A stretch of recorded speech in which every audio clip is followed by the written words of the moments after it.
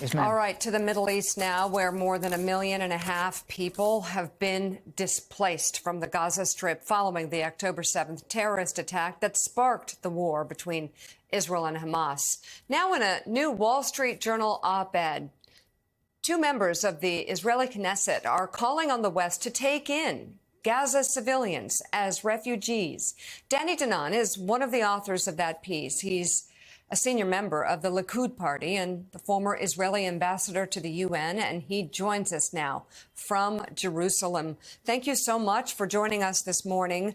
Tell us more about where you think these refugees should go. What would make the most sense? Good morning. So the idea we brought to the attention of the international community is to have a discussion about those in Gaza who would choose to move to another country. I think it's about time that all the countries, not only the West, I'm talking about all the world, will consider to accept a symbolic number of refugees that will leave Gaza into different communities. We don't intend to force anyone, but those who would like to open their life in a different place, a new chapter of their life, should have that possibility. We have seen, in Syria, millions moving out, in Ukraine. I think it's legitimate that we have a discussion about that. And I think that if every country would take even 5,000 or 10,000 refugees from Gaza, it can help them a lot. It can change the reality in Gaza, because for those who will choose to stay in Gaza, it will be easier to stay there. And so how would that, in terms of its actual execution, how would that work?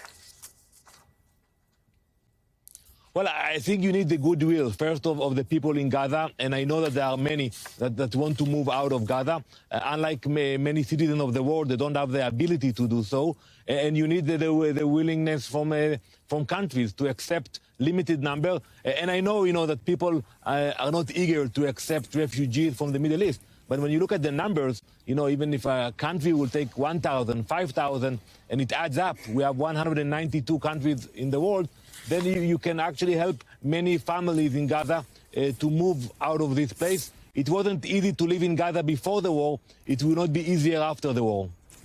Mr. Danon, thanks for being with us this morning. I ask an obvious question about refugees. Why isn't Egypt doing more? They share a border, of course, with Gaza. Why aren't they opening the border and welcoming refugees there in the way, say, Poland has done for Ukraine? That's a legitimate question. Every day we hear that Egypt is threatening that they will not allow even one refugee to get out of Gaza. I think the Arab countries should be part of this initiative. They cannot just watch and sit idly by. I think it will be easier for refugees from Gaza to be adopted in Arab countries because of the language, religion, culture. But I think the burden should be of the international community as a whole to fund it, to support it. But I agree with you. Egypt should not be the one that only will look at what's happening in Gaza. They should take part of this initiative. And also, when you look at what happened in Syria, countries like Jordan, who were not supportive of any Syrians moving into Jordan, at the end of the day, you have today 1.5 million Syrians in Jordan.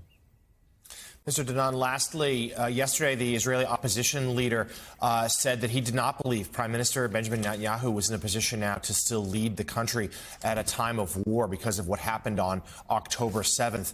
Can you give us do you agree with that? And can you give us a sense as to, frankly, the political stability right there in your nation? I think Mr. Lapid made a mistake yesterday, because now we're in war. We have a unity government. We expect everybody to support the government. Once we win the war, we bring back the hostages, we eradicate Hamas. I'm sure we'll get into the political aspects, the arguments, and then that will be the time to have discussion, open inquiries. But now it's not the time. Now the people of Israel demand unity from the politicians, and that's what we should do. I'm wondering, Mr. Ambassador, again, I want to follow up with what Willie said. I'm wondering why Arab countries who are so willing to put out press releases condemning Israel, claiming to support the Palestinians, are the very ones blocking Palestinians for at least seeking temporary help, whether it's in Egypt or whether it's across other parts of the Middle East, especially when UN supplies that are being shipped to help Palestinian people are being stolen by Hamas operatives. Absolutely. You know, I saw the Arab League meeting the other day in Riyadh in Saudi Arabia. They all flew in with fancy airplanes. They had discussions, but they never even thought about the idea of supporting the Palestinians by accepting few thousand to their home countries. I think that's something we have to raise, we have to discuss, and it shouldn't be only them. I think the international community as a whole should take responsibility on this issue. It's very easy to condemn Israel at the UN. It's much harder to take real actions.